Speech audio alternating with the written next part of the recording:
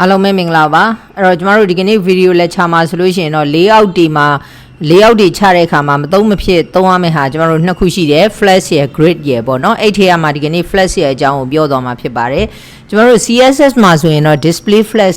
flash နဲ့သုံးတာပေါ့နော်အဲ့တော့သူ့ကိုဘယ်ချိန်မှာသုံးလဲဆိုရင်သူ့ထဲမှာရှိတယ်သူ့ရဲ့အလုပ်လုပ်တဲ့ပုံစံက parent ရှိမယ် child ရှိမယ်အဲ့ဒီ parent နဲ့မှရှိတဲ့ child လေးတွေကိုဘေးတိုက်ပေါ်ခြင်းတဲ့အခါမှာကျမတို့က flash ဆိုတဲ့ class ကိုသုံးလို့ရတယ်เนาะအဲ့တော့နမူနာစမ်းကြည့်ပါမယ်အဲ့တော့ကျမတို့အရင် box model เนาะ box model အရင် lecture မှာတော့စမ်းခဲ့ပြီးသွားပြီအဲ့တော့အခုဒီတစ်ခါစမ်းမှာ flash ပေါ့เนาะ flash တို့ grid တို့เนาะအဲ့ဒါနဲ့သက်ဆိုင်တဲ့ဟာလေးတွေသွားမှာဖြစ်ပါတယ်အဲ့တော့ flash ပေါ့เนาะအဲ့တော့ flash မှာဆိုလို့ရှိရင်เนาะ flash မှာဒီကဲဆိုကြပါစို့ကျမတို့ index.html ထုံးစံအတိုင်းเนาะထုံးစံအတိုင်းဒါကတော့ကိုယ့်ကိုကြိုက်တဲ့နာမည်ပေးပေါ့เนาะအဲ့တော့ကျွန်မဒီထဲဟာတွေအကုန်လုံး copy ကူးချလိုက်မယ်တကယ်တော့ sorry တကယ်တော့တစ်ခုတည်း copy ကူးရမှာเนาะတစ်ခုတည်း copy ကူးရမှာ link လေးတစ်ကြောင်းနဲ့ copy ကူးရမှာကိုပြင်းလို့ဒီမှာအကုန် copy ကူးချလိုက်တယ်ပေါ့เนาะ copy ကူးချလိုက်တယ် copy ကူးချလိုက်ပြီးတော့ဒီကောင်ကြီးကိုဖျက်လိုက်တယ်ဟုတ်ပြီဒီထိရပြီเนาะအဲ့တော့ဒီထဲမှာဘာမှမပါတော့ဘူးအဲ့ဒီဘာမှမပါတော့တဲ့အခြေအနေကြမှာဥမာကျမတို့က parent ရှိရမယ် child ရှိရမယ်အဲ့တော့ parent child ဆိုတာဘယ်လိုဟာမျိုးလဲเนาะဘယ်လိုဟာမျိုးလဲဆိုကြပါစို့ကျမတို့div เนาะdiv ၄ခု create လုပ်လိုက်တယ် div ၄ခု create လုပ်လိုက်ပြီးပထမတစ်ခုကို1လို့ပေါ်ခြင်းနဲ့ဒုတိယတစ်ခုကို2လို့ပေါ်ခြင်းနဲ့တတိယတစ်ခုကို3လို့ပေါ်ခြင်းနဲ့စတုတ္ထတစ်ခုကို4လို့ပေါ်ခြင်းနဲ့အဲ့ဆိုရင်တို့ဒီဘယ်လိုပေါ်မှာလဲဆိုတော့အပေါ်အောက်ပေါ်မှာဘာကြောင့်အပေါ်အောက်ပေါ်တာလဲဆိုလို့ရှိရင်div ရဲ့သဘောတရားဒီ block type မို့လို့ဒီမှာအပေါ်အောက်၄ခုပေါ်တယ်เนาะဟာအပေါ်အောက်မပေါ်ခြင်းဘူးဘေးတိုက်ပေါ်ခြင်းနဲ့ဘေးတိုက်ပေါ်ခြင်းနဲ့ဆိုရင်တို့ parent တစ်ခုထဲမှာကောက်ထည့်ပလိုက်เนาะအဲ့တော့တို့ parent တစ်ခုထဲမှာ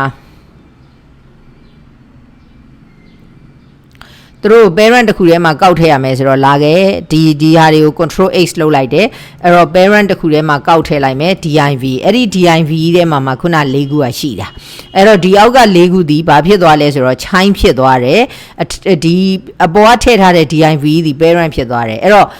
အဲ့ဒီ parent class မှာသွားပြီးတော့မှကျမတို့ကဘာသွားထားရလဲဆိုတော့flash ပေါ့နော် flash သွားထားရတယ်အဲ့တော့ flash သွားထားလိုက်တာနဲ့တပြိုင်နက်တည်းတို့ဒီဘယ်လိုဖြစ်သွားလဲဆိုတော့ဘေးတိုက်လေးတွေပေါ်သွားပြီနော်အဲ့လိုမျိုးကျမတို့ကဘေးတိုက်ပေါ်ခြင်းတဲ့အခါမျိုးမှာเนาะဘေးတိုက်ပေါ်ခြင်းတဲ့အခါမျိုးမှာဆိုလို့ရှိရင်ဒီကောင်လေးတွေကိုသုံးတယ်ပေါ့เนาะဥပမာအနေနဲ့ဆိုရင်ဒီကောင်လေးကိုသွားပြီးတော့ရေးကြည့်လိုက်မယ်เนาะသူ့မှာဆိုလို့ရှိရင် flash ထားလိုက်တယ် flash ထားလိုက်ပြီးတော့ဒီ parent ကြီးပေါ့เนาะ parent ကြီးကို display flash ထားလိုက်တယ်သူ့ကိုနောက်ခံအရောင်ထည့်ကြည့်မယ်เนาะbg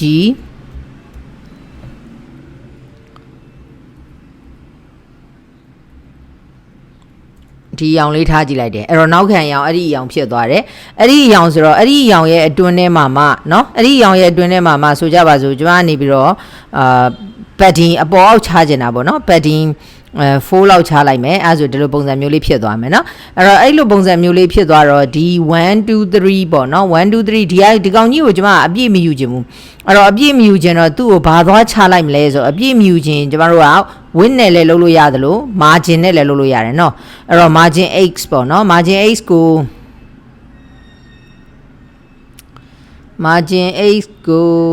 ဘယ်လောက်ထားမလဲဆိုတော့ 5remအဲ့တော့ဒီလိုပုံစံမျိုးလေးဖြစ်သွားเนาะဒီလိုပုံစံမျိုးလေးဖြစ်သွားတဲ့ခါကျတော့မှအတွင်းထဲက1 2 3ဆိုတဲ့ဟာလေးသွားပြီးအလှဆင်မယ်เนาะအဲ့တော့ class เนาะအဲ့တော့ bg white เนาะ bg white အဖြူအောင်လေးပေါ်ခြင်းနဲ့အဲ့ဒီအဖြူအောင်လေးထဲမှာဟာအဖြူအောင်လေးကတိတိလေးပဲပေါ်နေတယ်เนาะတိတိလေးပဲပေါ်နေတယ်ဆိုရင် padding ချခြင်းနဲ့အဲ့တော့ padding အပေါ်အောက်က padding y เนาะအပေါ်အောက်ကဘယ်လောက်ပဲချမလဲဆို 0.5 rem padding x ကကြတော့ကျွန်မ2remc လောက်တစ်ဖက်ကိုချလိုက်တယ်ဒီလိုပုံစံမျိုးလေးဖြစ်သွားတယ်เนาะဒီလိုပုံစံမျိုးလေးဖြစ်သွားတော့အရောင်ကြီးက bg white မသုံးမဲနဲ့ bg ဖြော့လေးသုံးလိုက်မယ်เนาะဒီလိုပုံစံမျိုးလေးဖြစ်သွားတဲ့အချိန်ကျတော့မှကျွန်မကဆိုကြပါစို့ဘာသွားထားမလဲဆိုတော့border radius ပေါ့เนาะ border radius ဆိုတော့ကျွန်တော်တို့ rounded md ပေါ့ rounded MD 3x လောက်ထားလိုက်ရင်ဒီလိုပုံစံမျိုးလေးဖြစ်သွားဟာသူ့ကိုအဲ့တော့အပြင်ဘက်ကကောင်လေးကိုလည်းအဲ့လိုလေးကွေးကျင်တာပေါ့နော်အဲ့တော့အပြင်ဘက်က parent ကြီးကိုလည်းအဲ့လိုကွေးကျင်တာအဲ့တော့ rounded ဒီလောက်ထားလိုက်တယ်ဒါဆိုရင်ဒီလိုဖြစ်သွားပြီเนาะဒီလိုဖြစ်သွားပြီးတော့သူ့မှာ petty x เนาะဘေးဘက်မှာ1 rem လောက်ချားကျင်တာ1 rem ဆိုတော့ကျွန်တော်တို့တစ်ခုချင်းစီက 0.25 ဆို1 rem ဆိုတော့4ဆိုရင် 0.25 1 rem ဒီလိုဖြစ်သွားတာပေါ့เนาะအဲ့ဒါပြီးသွားတော့ဒီလိုမျိုးလေးအလှဆင်တာပေါ့เนาะအဲ့တော့1 2 3အဲ့တော့2ကိုသွားပြီးတဲ့အခါကျတော့ class သူကဘေးတိုက်ပေါ်ခြင်းတဲ့အခါမှာသုံးတာအဓိကကတော့ပြောချင်တာเนาะအဲ့တော့နောက်တစ်ခုကကြတော့ကျမတို့က1နဲ့2နဲ့ကတ်နေတယ်မကတ်နဲ့ဆိုရင် margin x เนาะ1 rem လောက်ချမယ်1 rem ဆိုတစ်ခုကို 0.5 ဆိုတော့1 rem ဆိုတော့4ပေါ့အဲ့တော့ဒီလိုပုံစံမျိုးလေးချလိုက်တယ်အဲ့တော့ဒီထဲမှာဆိုရင် bg နည်းနည်းလေးရင်းလိုက်တယ်နော်အဲ့တော့ထုံးစံအတိုင်းကျမတို့ py က 0.5 ထားချင်တာဆိုတော့2เนาะ px က2 1 rem လောက်ပဲထားကြည့်လိုက်ပါမယ်အဲ့ဒါဆိုရင်ဒီလိုပုံစံမျိုးလေးဖြစ်သွားเนาะ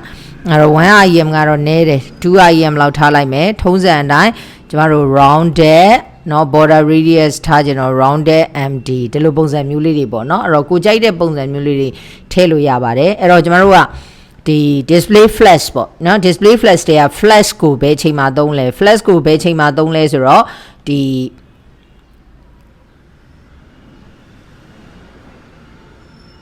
ဘေးတိုက်ပေါ်ခြင်းတာချိုင်းလေးတွေကိုဘေးတိုက်ပေါ်ခြင်းတဲ့အခါမျိုးမှာသုံးပါတယ်เนาะအဲ့တော့ကျွန်မနမူနာလေးတစ်ခုရေးပြပါမယ်အဲ့တော့ဒီကောင်လေးကိုဖြတ်လိုက်တော့ဘာမှမပေါ်တော့ဘူးအဲ့တော့ဒီထဲမှာဆိုရင် flash เนาะအဲ့တော့ flash လေးထားလိုက်တယ် flash ထဲမှာကျွန်တော်တို့ချိုင်းလေးတွေလာမှာပေါ့เนาะအဲ့တော့ချိုင်းလေးတွေလာမှာဆိုတော့ချိုင်းလေးတွေကိုစမ်းကြည့်မယ်เนาะချိုင်းလေးတွေကိုစမ်းကြည့်မယ်ဆိုတော့ကျွန်တော်တို့ကချိုင်းကချိုင်းကအခုကျမတို့သုံးမဲ့ class တွေပေါ့ class တွေမှတ်မိတယ်ဆိုရင်တန်းစီရေးလို့ရတယ်เนาะ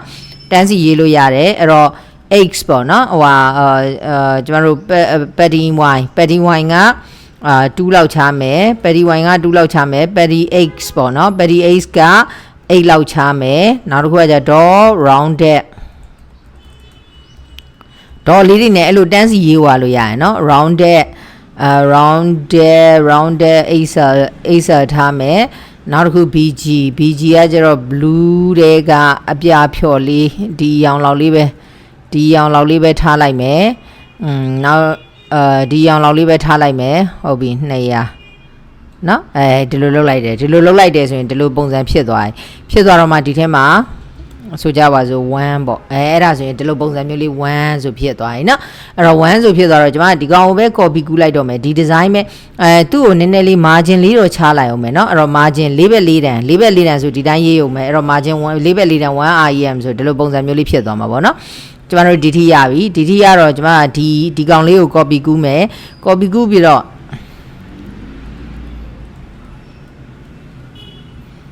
လိုလေးထည့်ကြည့်လိုက်တယ်เนาะဒီလိုလေးထည့်ကြည့်လိုက်တယ်ဒီလိုပုံစံမျိုးဖြစ်သွားတာပေါ့เนาะဒီလိုပုံစံမျိုးကျမတို့ကဒါကဘာနဲ့ချားထားတာလဲဆိုရင် margin နဲ့ချားထားတာနေအောင်ပြန်ပြီးတော့လုပ်လိုက်အောင်မယ် margin နဲ့မချားဘဲနဲ့နောက်တနည်းနဲ့လုပ်လို့ရတာရှိပါတယ်အဲ့တော့ကျမတို့ဒီက margin ကြီးကိုဖြုတ်လိုက်မယ်အဲ့တော့ဒီလိုပုံစံမျိုးလေးဖြစ်သွားတယ်ဒီလိုပုံစံမျိုးလေးဖြစ်သွားတော့မှကျမကနေပြီးတော့ဘယ်နှခုလောက်လုပ်မလဲဆိုတော့5ခုလောက်လုပ်လိုက်ပါမယ်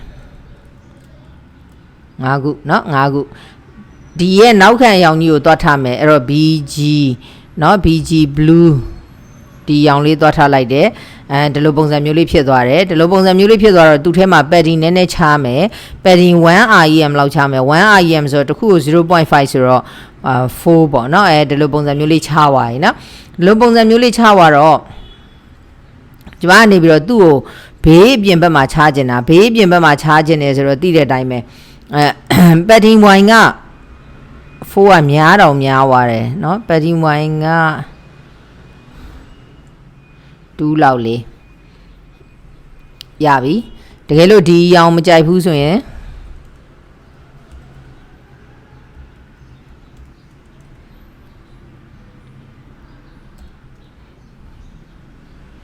ဒီရောင်လေးလည်းကောင်းပါတယ်เนาะနိုးနှစ်ရောင်လိုမျိုးအရောင်လေးပေါ့เนาะအဲ့ဒီရောင်လေးထားလိုက်တယ်အဲ့ဒီရောင်လေးထားလိုက်ပြီးတော့ကျွန်မဒီထက်က ဟာလေးတွေကိုခြားကျင်တာအဲ့တော့ခြားတဲ့နီးတွေအများကြီးရှိတယ်ပေါ့နော်အဲ့တော့ခြားတဲ့နီးတွေအများကြီးရှိတဲ့ထဲကနော်နီလန်းလေးနဲ့စမ်းကြည့်ပါမယ်အဲ့တော့ဒီကောင်ကြီးကိုကျွန်မ copy ကူးလိုက်တယ်ဒါမျိုး၄ချောင်းလောက်နော်အဲ့တော့ပထမတစ်ကြောင်းမှာကျတော့ကျွန်မကဘာသွားလုပ်ချင်တာလဲဆိုတော့အလဲကောင်းမှာပေါ်ချင်တာအလဲကောင်းမှာပေါ်ချင်တယ်ဆိုရင် flash ထားတဲ့ parent ကြီးမှာသွားပြီးတော့ justify เนาะ justify ဒီမှာဆိုလို့ရှိရင် center justify center ဆိုဒီမှာအလဲကောင်းမှာပေါ်သွားပြီเนาะအလဲကောင်းမှာပေါ်သွားပြီနောက်တစ်ခုဒုတိယ row ကိုကျတော့ကျွန်မ flash ထားတဲ့နေရာ parent မှာထားရတာเนาะ justify stat ဆိုလို့ရှိရင်အစလေးမှာ cap ပေါ်တယ်အဲ့တော့နောက်ထပ်တစ်ခုဒီနေရာမှာ parent เนาะ display flash ထားတဲ့ parent နေရာမှာ justify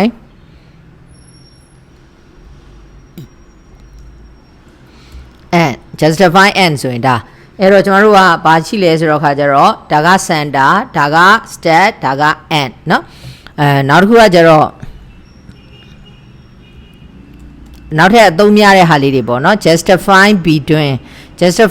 လို့ပြောလိုက်တာ ਨੇ ဒီမှာတစ်ခုနဲ့တစ်ခုကြာအကွာဝေးလေးတွေကိုညီတူညီမျှလေးတွေခြားသွားတာပေါ့เนาะညီတူညီမျှလေးတွေခြားသွားတယ်နောက်တစ်ခုထပ်ဆန်းကြည့်ပါမယ်နောက်တစ်ခုထပ်ဆန်းကြည့်မယ်ဆိုရင် justify between ပြီးသွားတော့ကျမတို့ကနောက်ထပ်ဘာရှိလဲဆိုတော့justify between justify around ဆိုရင်ဘယ်လိုခြားသွားလဲ around နဲ့ဒီ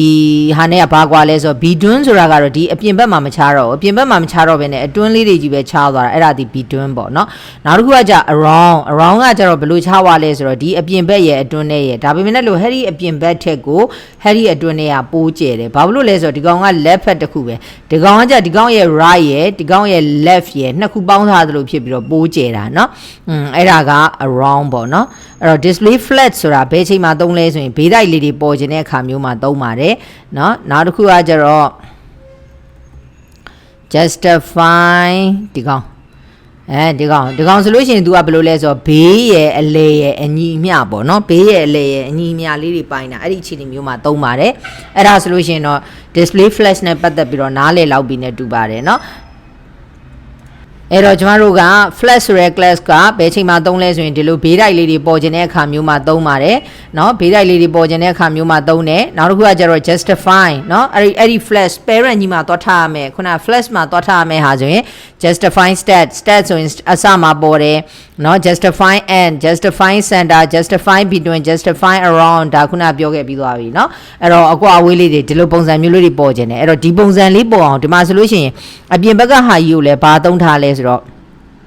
rounded md လောက်သုံးထားတယ်เนาะဒီကောင်လေးကကျတော့ rounded xl လောက်သုံးထားတယ်ဒီလိုစာလေးလဲပေါ်ခြင်းတယ်ဒီလိုဘေးကကောင်လေးကိုလဲ rounded လေးနဲ့ခတ်မယ်အထဲထဲမှာလဲဒီလိုပုံစံမျိုးလေးတွေပေါ်ခြင်းတယ်အဲ့တော့ဒီလိုပုံစံပေါ်အောင်လေးเนาะဒီလိုပုံစံပေါ်အောင်လေးရေးကြည့်မယ်တစ်ခုနောက်ထပ်တစ်ခုကကျတော့ဒီပုံစံပေါ်ခြင်းတာဒီပုံစံပေါ်ဖို့ရအတွက်ဆိုရင်ကျမတို့သိတဲ့အတိုင်းပဲဒီအောက်ကဒီနှစ်ခုဒီဘေးဆွန်ဆုံးဆိုတော့သူတို့ရဲ့ဂျားထဲမှာပဲခြားထားတာဖြစ်တဲ့အတွက် rounded between ဖြစ်မှာပေါ့เนาะsorry rounded between အောင်ဖြစ်သွားပြီ justify between ဖြစ်မှာပေါ့เนาะအဲ့တော့နောက်ထပ်တစ်ခုကကျတော့နောက်ထပ်တစ်ခုအိမ်စာကကျတော့ဒါလေးဆိုလို့ရှိရင် border full ကိုသုံးထားတယ်ပုံလေးကိုပေါ်ခိုင်းပြီး border full ကိုသုံးထားတယ်သုံးထားပြီးတော့ဒီကောင်လေးဆိုလို့ရှိရင်နည်းနည်းပုံမဲတယ်ဒီကောင်လေးဆိုရင်ဖြော့တယ်အဲ့တော့သူတို့ဒီလိုဘေးတိုက်လေးခုပေါ်ခြင်းတယ်ဘေးတိုက်ပေါ်ခြင်းတာဖြစ်တဲ့အတွက် display ကျမတို့ flash ကိုသုံးမယ်เนาะအဲ့တော့ flash ကိုသုံးပြီးတဲ့အခါကျတော့မှအညီအမျှလေး၄ခုအညီအမျှလေးပေါ့เนาะ၄ခုအညီအမျှလေးဒီလိုမျိုးထားခြင်းတာပေါ့เนาะထားခြင်းတော့ဒီခလေကောင်းပူကျဲတယ်ဒီဘေးကကျင်းတယ်ဒါဆိုရင်ကျမတို့သိတဲ့အတိုင်းပဲဒီ around ပေါ့เนาะ around အဲ့လိုဖြစ်မှာပေါ့ပြီးသွားတဲ့အခါကျတော့ကျမတို့မှာ flash wrap